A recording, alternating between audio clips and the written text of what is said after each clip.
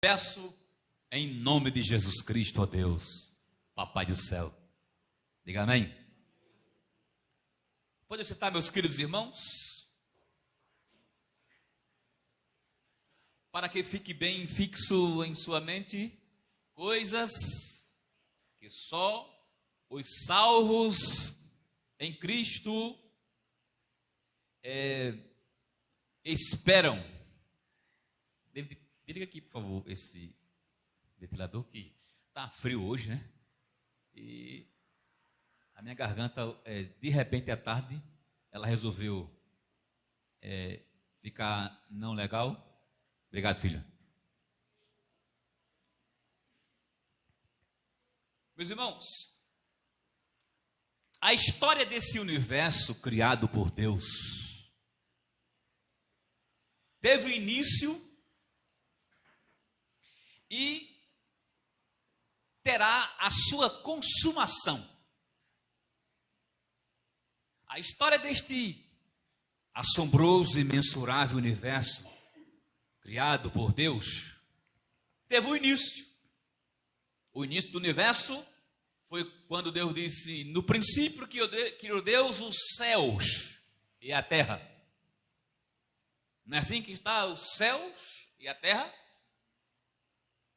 O universo teve início ali, o universo dos homens, porque Deus já habitava em seu universo. A ciência já até comprova isso, que tem dois universos. Eu sempre fiquei desconfiando desse negócio, né? Então, esse universo dos homens criado por Deus, ele teve o início quando Deus disse: no princípio criou Deus os céus e a terra. Mas lamentavelmente, Deus fez o universo para ser eterno e o homem para ser eterno. Mas, lamentavelmente, o pecado entrou. E aí, esse universo, que teve seu início, vai ter a sua consumação no kairós de Deus, no tempo de Deus. Jesus confirma essa consumação. Mateus 24:14, ele fala assim: este evangelho do reino vai ser pregado a todas as nações, então virá o fim. O próprio Jesus confirma de novo, lá quando, no final de Mateus, né, capítulo 28, Jesus fala assim: ide e fazei discípulos de todas as nações, batizando-os do Pai, do Filho e do Espírito Santo, e estarei convosco todos os dias até a consumação dos séculos, o fim dos séculos, a consumação deste universo. Neste texto, meus irmãos, esse texto que nós lemos, Jesus estabelece a ceia do Senhor. É na Páscoa que Jesus estabelece a ceia. Jesus está dizendo: a Páscoa judaica está passando. Eu estabeleço a ceia, porque eu sou o cordeiro que a Páscoa profetizou. Na Páscoa, Jesus estabelece a ceia. Nós não comemoramos a Páscoa, nós comemoramos a ceia, porque a Páscoa é algo que profetizava aquilo que já aconteceu. O cordeiro já veio, já morreu e já ressuscitou. Nós não somos judeus. Os judeus ortodoxos, eles comemoram a Páscoa. Mas nós não comemoramos a Páscoa, porque nós estamos no tempo, desde aqui, no tempo da ceia do Senhor. O próprio Jesus, irmãos, está celebrando o seu sacrifício. É incrível, né? Jesus está celebrando o seu sacrifício, porque a ceia é o seu sacrifício, a sua morte, e também fala da sua ressurreição, como Paulo disse, até que ele venha. O próprio Jesus está celebrando a sua ceia, celebrando o seu sacrifício. Tanto é que no versículo 30, e tendo cantado um hino, saíram para o Monte das Oliveiras. Jesus nesse momento de celebração da sua própria morte, ele canta uma canção para Deus. Afirma-se que do Salmo 134, deixa eu ver, agora deu do Salmo 100, acho que é 124, o Salmo de degraus, confirma isso, até o 134, esses salmos, mais ou menos por esses aí, todo judeu tinha um inário de bolso, né? Como a gente não tem um cantor, né? A gente não tem a harpa, né? O cantor cristão da Batista, o inário da Presbiteriana, ou a harpa da Assembleia, diz que o judeu tinha um inário de bolso pequeno e tinha essas canções. E foi uma dessas canções, um desses salmos que Jesus cantou aqui. Jesus está celebrando o seu próprio sacrifício. E aqui ele anuncia a nova aliança no seu sangue, porque antigamente era no sangue de animais. E diz que seu sangue é para a remissão de pecados.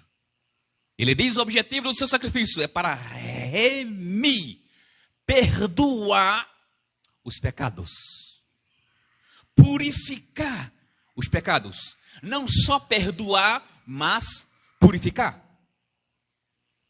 E como consequência dessa remissão de pecados, os salvos por seu sangue iriam ceiar com ele no reino de seu Pai. Essa já é a primeira coisa que os salvos, e somente os salvos em Cristo, aguardam. Aguardam aquele dia em que nós iremos ceiar com Cristo nas mansões celestiais. Cristo sendo o supremo pastor, como diz Pedro, o bispo das nossas almas. É ele que vai servir a grande ceia. Meus irmãos, são miríades, milhares. O número lá em Apocalipse diz que é uma multidão de salvos que está diante do trono. Uma multidão incontável. São muitos, eu me perco no número, porque nós temos hoje no mundo mais de 7 bilhões de pessoas. Hoje, não é? Quando eu examinei, era 7,2 bilhões de pessoas.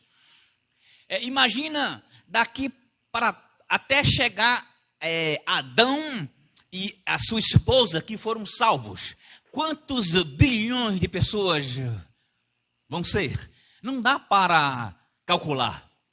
A partir de Eva e seu esposo, que foram cobertos com aquela roupa que Deus fez do animal, que já era o cordeiro. Então, de Eva e a sua esposa Adão, que foram salvos pela graça, até hoje em dia, vão estar nessa ceia. E essa ceia, ele diz, que vai ser no reino de seu Pai. Irmãos, eu fico pensando no privilégio daquilo que nos aguardam. Nós não estamos andando, meus irmãos, sem direção. Os gregos diziam que a história era cíclica. Eu vou explicar, isso é algo tenebroso. Cíclica fala de algo que fica girando e se repetindo. Então, os gregos não tinham esperança da consumação.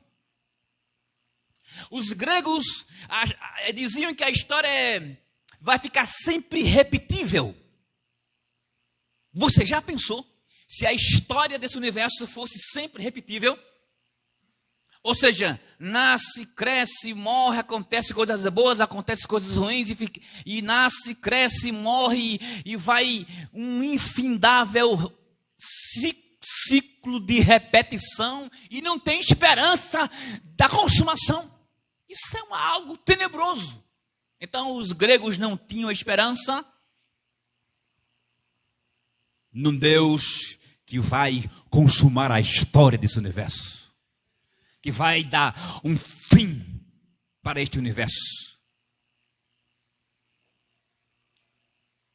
Mas aqueles gregos que foram salvos em Cristo Jesus saíram dessa teologia maligna, infindável, e entraram na esperança daquilo que Jesus disse, porque eles foram salvos e são coisas que os salvos aguardam.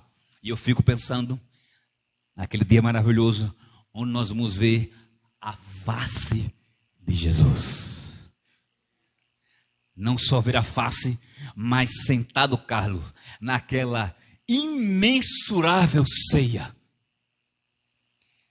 Bilhões e bilhões de salvos sentados para Jesus servir a ceia.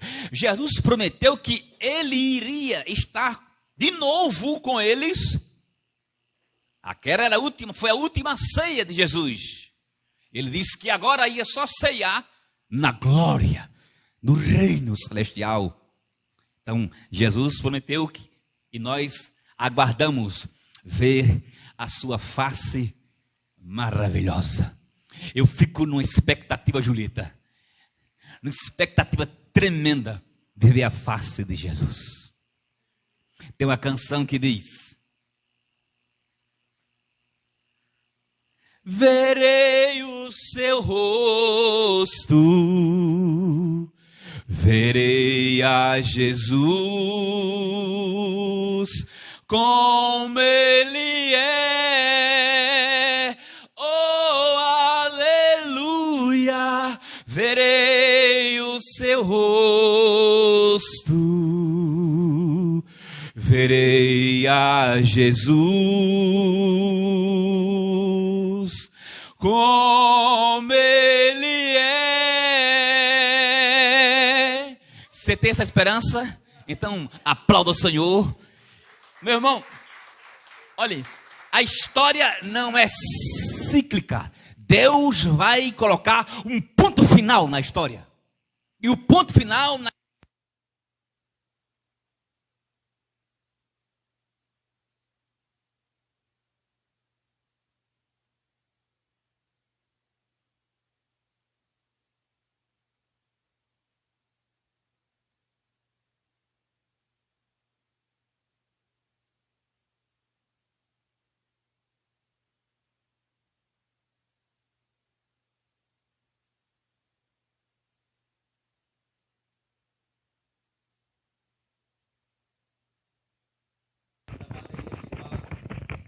vai orar e volta tudo de novo. Black agora sorriu. Já tem que deixar assim, ó. Oração, queridos, reservada assim que quando vem assim a luta, opa, peraí, vem cá a bateria, acaba ficando em pé de novo. Né? É assim, irmão. Ok? Então, meus irmãos,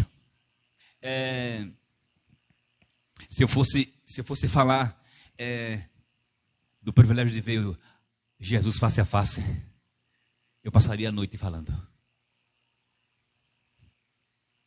Não só ver sua face, mas ouvir a sua voz. A sua voz maravilhosa, que encantou os soldados romanos.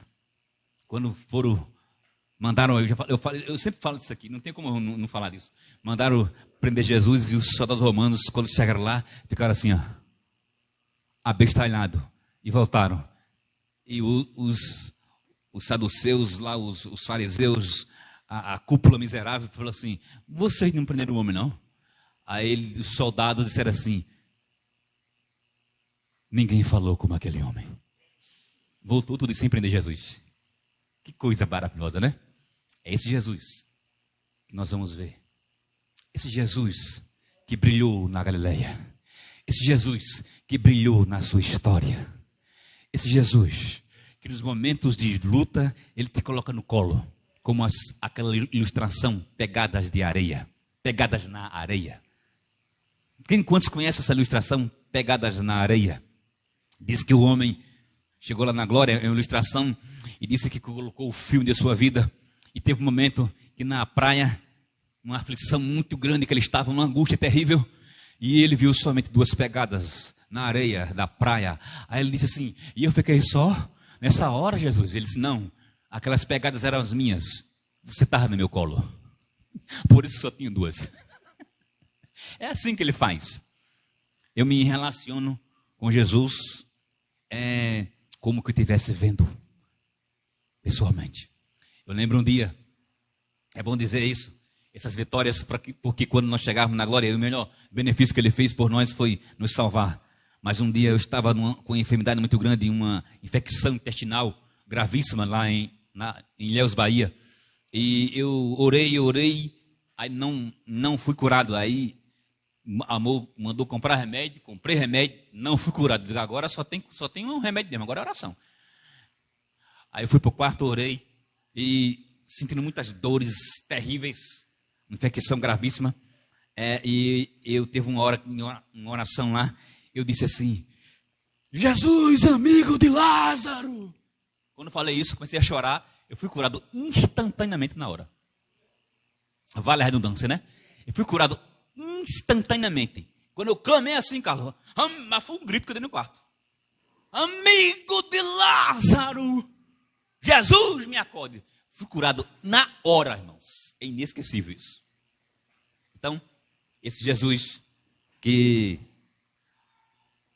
já preparou esse grande banquete, esta grande ceia, e nós veremos a face dele como ele é, lá na glória. Em segundo lugar, meus irmãos, aguardamos a restauração de todas as coisas. Além de estarmos aguardando essa segunda vinda de Jesus para ceiarmos com ele, nós aguardamos a restauração de todas as coisas neste universo. Nós aguardamos isso, irmãos. Somente os salvos aguardam isto. Alguns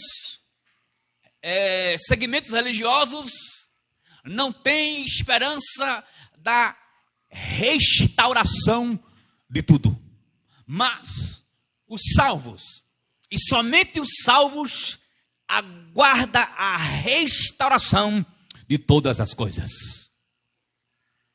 A história desse universo caminha para uma restauração total. E Deus já prometeu isso. Veja comigo em Atos 3:21.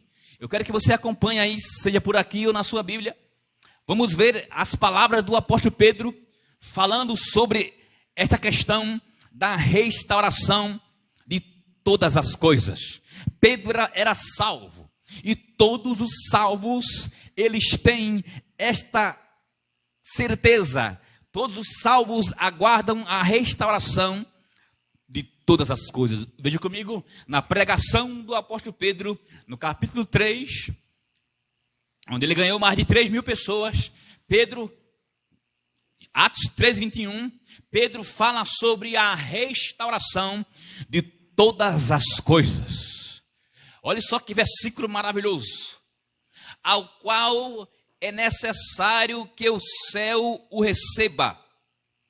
Pedro está falando o qual o quê? Ele está falando de Jesus, ao qual se refere a Jesus. Ele fala no versículo 20. Ao qual é necessário que o céu o receba. Tem uma versão que diz, ao qual é necessário que o céu o retenha. Onde Jesus está agora? Assentado à direita de Deus. Pedro está dizendo que é necessário que o céu o receba ou que o céu o retenha. Pedro está dizendo que esse tempo de ocultação de Jesus, porque nós não vemos Jesus. Jesus, ele, quando subiu e assentou-se à direita de Deus, nós não vimos mais Jesus. O único apóstolo que teve o privilégio de ver Jesus, ou os únicos apóstolos que tiveram o privilégio de ver Jesus, após ele ter assentado lá no trono, foi o apóstolo Paulo, no caminho de Emaús, que ele caiu cego. João também vê Jesus no livro de Apocalipse. Jesus vem para João com os 3 ofícios, profeta, rei e sacerdote. com os olhos de chama de fogo e João cai como morto. Só Paulo e João tiveram o privilégio de ver Jesus depois que ele assentou-se à direita de Deus. Ninguém mais viu Jesus.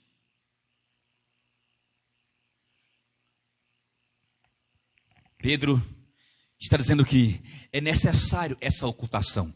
É necessário que o céu o contenha. Aí Pedro fala assim: até os tempos da restauração de todas as coisas. Pedro está dizendo que é necessário que o céu receba, ou que o céu o contenha, até que chegue o tempo de Deus restaurar todas as coisas neste universo, de que Deus falou por boca dos seus santos profetas desde a antiguidade. Pedro está dizendo que não é novidade essa promessa que Deus fez de restaurar todas as coisas. Veja comigo Isaías 65:17. Isaías 65:17. Eu estou com a Bíblia aqui só do Novo Testamento. Isaías 65:17. Vou pedir aí que Érica coloque. O profeta Isaías, por boca de Deus, e já está dizendo: pois eis que eu crio novos céus e nova terra, e não haverá lembrança das coisas passadas, jamais haverá memória delas. Deus está prometendo a Isaías, no século VIII, que ele iria criar novos céus e nova terra. E diz que não haverá lembrança das coisas passadas. Evidentemente que Deus está dizendo que não haverá lembrança das coisas passadas, das coisas ruins, não é? Das coisas ruins não haverá lembrança, mas das coisas boas sim. Das coisas ruins não haverá nenhuma lembrança lá que vai te atormentar. Sabe, irmãos, se nós passamos aqui na terra, mesmo nesse lastro ainda de pecado, nós quando passamos por uma luta, nós conseguimos vencer e dizer como o apóstolo Paulo, deixando as coisas que para trás ficam, amém? Olha que maravilha, isso é muito importante, meus irmãos. Tem muita gente presa no passado, como como que um fantasma perturbando a pessoa, porque a pessoa ela fica amarrada no passado ruim. Tá? É como que um fantasma vai perseguir a pessoa, tem que largar. Paulo diz assim: deixando as coisas que para trás ficam, as coisas ruins. Ora, até mesmo uma aflição que nós passamos por um momento de angústia, nós conseguimos, pela graça de Deus, superar. E aí, nesse novo céu e nova terra, não haverá nenhuma lembrança que perturbe, porque no céu é paz completa. Qualquer coisa que você imaginar, mas será que eu vou lembrar não? Se for ruim, não vai ser lembrado. Glória a Deus. Deus promete restaurar o universo. Agora vamos para o Apocalipse 21. Vamos lá para o Apocalipse 21. No Apocalipse 21 tem detalhes, né? tem detalhes daquilo que nos aguarda, ou nos aguardam, melhor dizendo no plural. Apocalipse 21, versículo de 1 a 5, vamos lá? Abra aí a sua Bíblia em Apocalipse 21, de 1 a 5. São coisas que somente os salvos aguardam. Irmãos, essas coisas que estamos falando é só para quem é salvo. Quem não é salvo não tem essa esperança. Não aguarde isso não. Diz assim: morreu, acabou-se. Morreu, Deus me joga no lugar.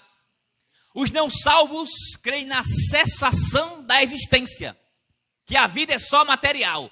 Morreu, enterrou, acabou-se. Não tem alma, acabou. A história aí vai até a sepultura. Mas, por isso que eu disse no começo, somente os salvos aguardam a ressurreição, a ceia com Jesus e a restauração de todas as coisas. Que privilégio, meus irmãos. Apocalipse 21, vamos lá. Apocalipse 21, de 1 a 5, vamos lá. O que diz? João diz assim, olha Carlos, vi novo céu e nova terra. Aquilo que Deus prometeu a Isaías, Carlos, no século VIII, aqui no século I depois de Cristo, Isaías disse assim, Deus disse, fala aí Isaías, eu vou criar um novo céu e uma nova terra. E João fala assim, e eu vi. Isaías profetizou, e João disse, e eu estou vendo. Que privilégio, irmãos. Aí João diz assim, vi o novo céu e a nova terra. Pois o primeiro céu e a primeira terra passaram, e o mar já não existe. Deus vai aniquilar o mar. Nessa construção, né, engenheiro aí, nessa construção arquitetônica, Deus resolveu tirar o mar. Né? No seu projeto, Deus falou assim, não, vou tirar o mar. Vou querer sem mar aqui. Tá? Mas diz que tem um mar de cristal. Não vai ter um mar de águas, mas vai ter um mar de cristal. Eita, já pensou, Julieta aí, o Toninho aí, esquiando no mar de cristal? Se for literal, amém. E se for simbólico? Se for simbólico, é algo inimaginável que João falou assim, é como que um mar de cristal. Se for literal, é fisicamente visível, literal. Se for, Marlos, simbólico, é algo tão glorioso que é algo que não dá nem para imaginar. E João falou assim, eu vou comparar aí como um mar de cristal. Eu fiquei, sabe, irmão, que eu sou um menino, eu sempre fui um menino curioso, pá, né? Ainda bem que não era para coisas ruins, não. Então, eu fico pensando assim, chegando lá, eu estava lá em João Pessoa e imaginei, queridos, um mar de cristal saindo lá do Ponta Seixas até chegar na África. Porque se você sair lá do Ponta Seixas, lá em João Pessoa, o ponto mais extremo das Américas, se você sair numa linha reta, você bate em Guiné-Bissau. Sabia não? Você sai de João Pessoa numa linha reta, você para em Guiné-Bissau, na África. E eu fiquei imaginando aquilo no mar de cristal. Pelo amor de Deus, é algo maravilhoso. Então vamos lá, meus irmãos. O que é que você aguarda? Vi também a cidade santa, a Nova Jerusalém, que descia do céu, da parte de Deus, ataviada como uma noiva adornada para o seu esposo. A cidade santa vai vir adornada do céu, da parte de Deus, ataviada como uma noiva, adornada para o seu esposo, adornada para Jesus. Sabe, irmãos, quando eu fui me casar, a minha noiva se arrumou tanto que eu disse, Jesus, chega o coração, bateu, deu calafrio, fiquei nervoso. Que coisa linda, maravilhosa. Aí ela vai entrando naquela música.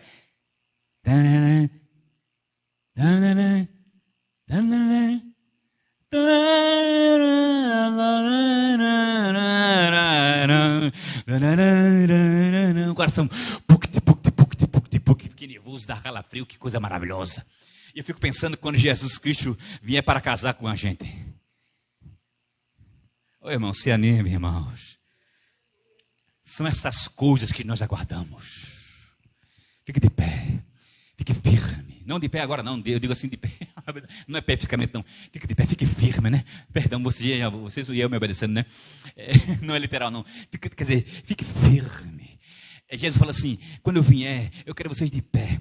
De pé, quer dizer, firme, não comendo as bananas podres desse mundo, não se enganando com as tapiocas satânicas do diabo, não se enganando com as flores desse mundo, meus irmãos. Não se engane não, meu irmão. Você é salvo.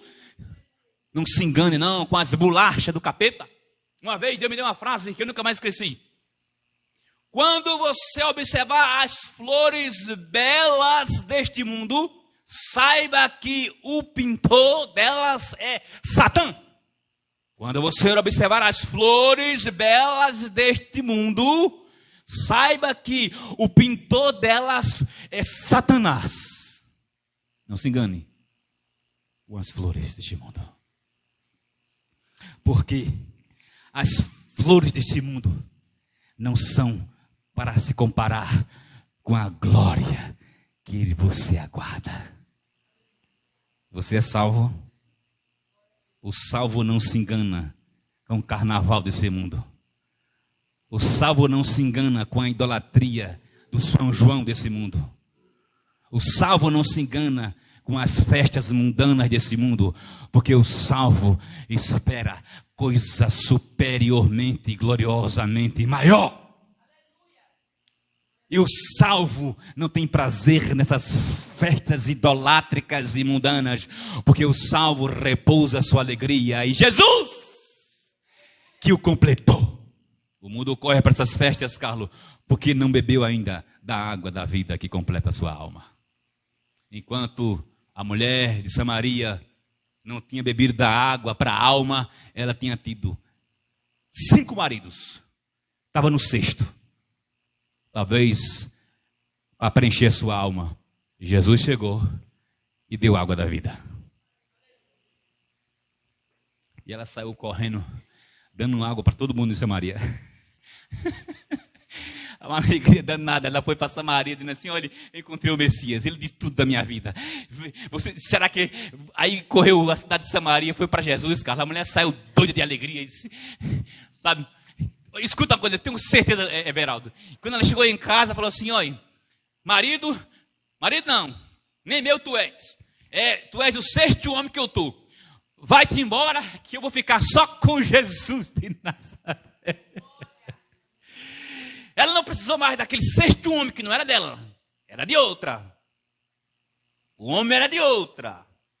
E Jesus disse assim: o marido que você tem não é seu. Se tivesse 5, está num 6º que você tem hoje não é seu. Então era de outra, tinha roubado o homem de outra mulher. E quando ela chegou em casa, tenho certeza absoluta. A Bíblia não conta, mas tenho certeza absoluta. Que ela falou assim: vai-se embora para a tua mulher.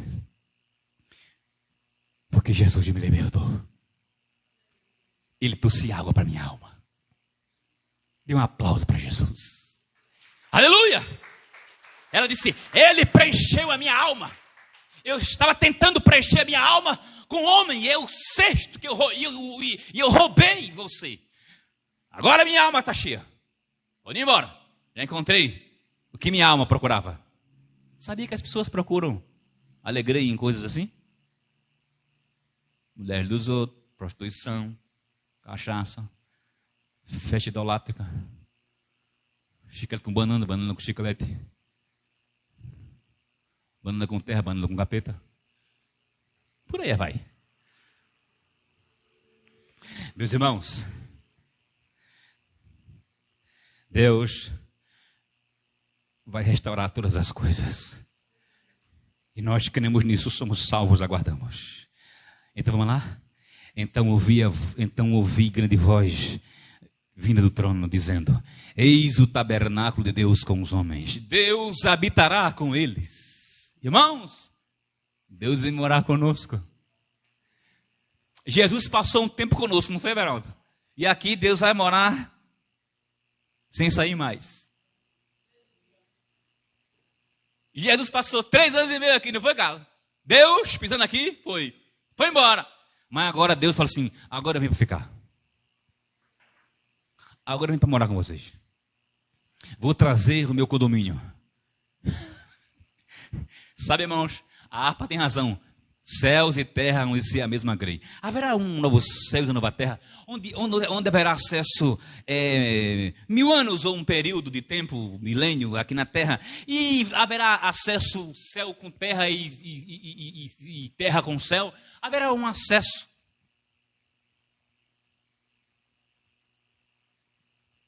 E Deus vai estar sempre conosco.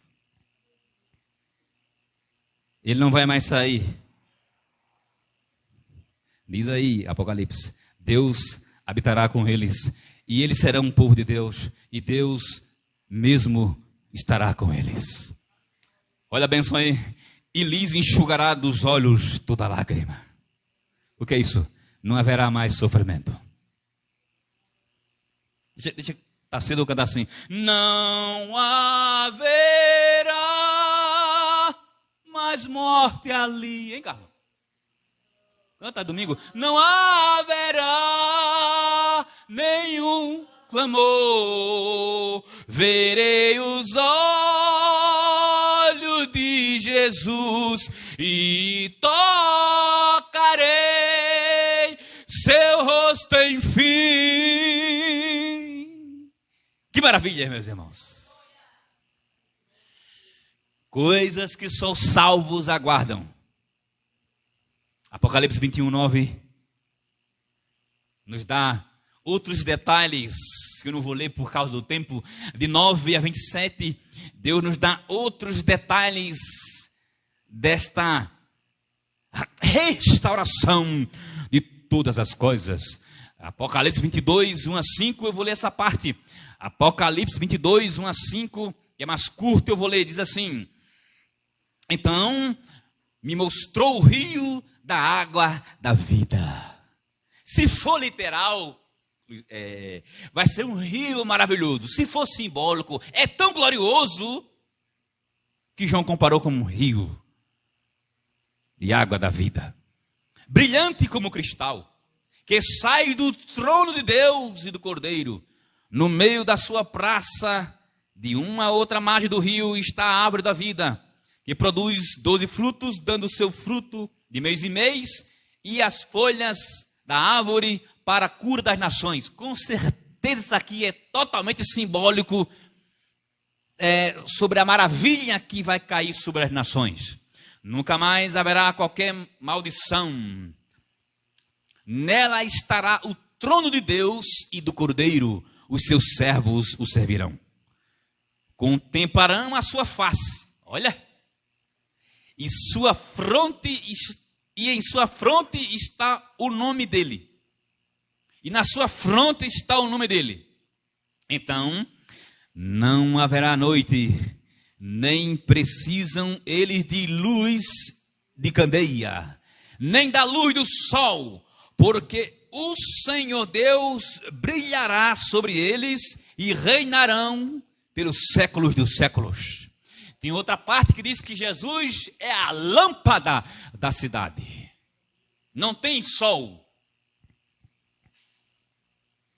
Lá não vai ter conceito de energia, porque a lâmpada eterna é Jesus. Lá não vai precisar de neoenergia, de CELP. Jesus é a subestação energética eterna. Né, Carla? Gostou agora? Gostou aí, né? Ele que entenda aí. A subestação energética eterna. Não tem apagão mais não. Eternamente iluminado pela lâmpada. Meus irmãos, 1 Coríntios 1, 9 e 10. Estamos já encerrando. Diz assim: o que o olho não viu, o que não subiu à imaginação, ao coração do homem, são essas coisas que Deus preparou para aqueles que o amam. João viu algumas coisas, mas tem tantas outras maravilhas que nós aguardamos, que Paulo diz que o olho não viu.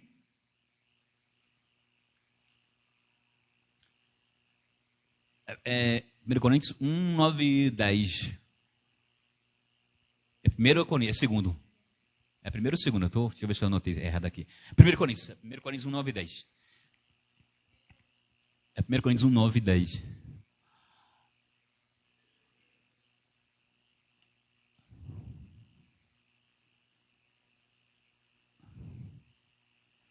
Será que eu errei? Eu acho que... Vê se eu errei aí. A referência. Eu anotei aqui 1 Coríntios 9 e 10. Será que é segundo ou eu errei? Desculpe aí, irmãos. Eu anotei bem com calma em casa.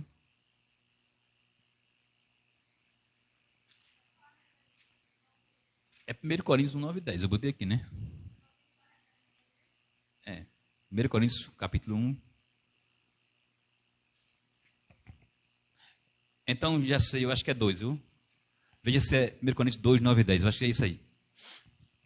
Como diz os americanos, I'm sorry, me perdoe. É 2, né? Isso não é 1. É 1 Coríntios 2:9. Mas, como está escrito, nem os olhos viram, nem os ouvidos ouviram, nem jamais penetrou em coração humano o que Deus tem preparado para aqueles que o amam.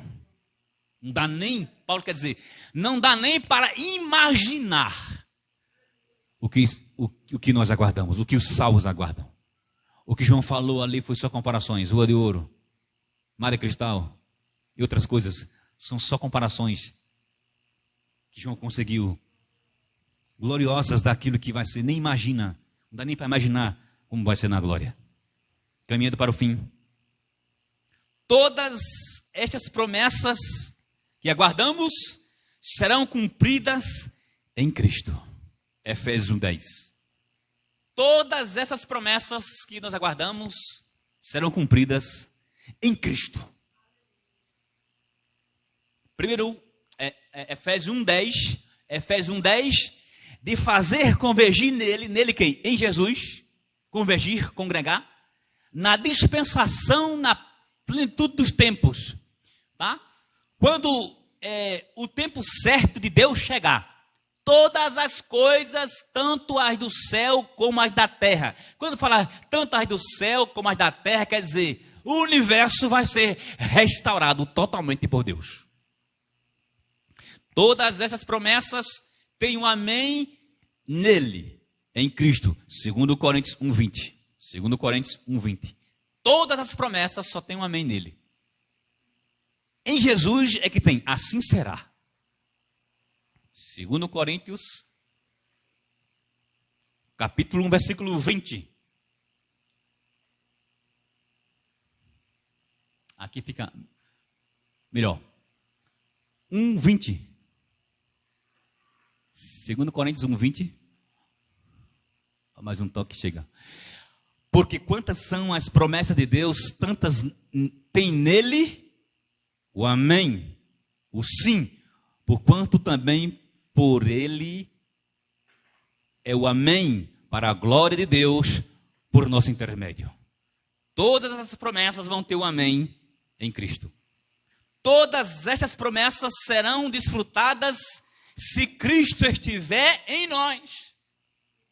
Colossenses 1:27. Cristo em nós, todas essas promessas só vão ser cumpridas ou desfrutadas se Cristo estiver em nós.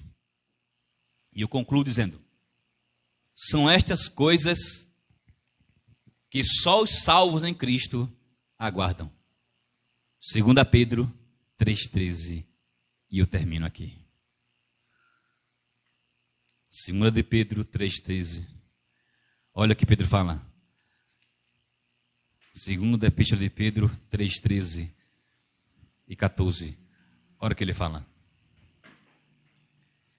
Nós, porém, segundo a sua promessa, esperamos novos céus e nova terra, nos quais habita justiça.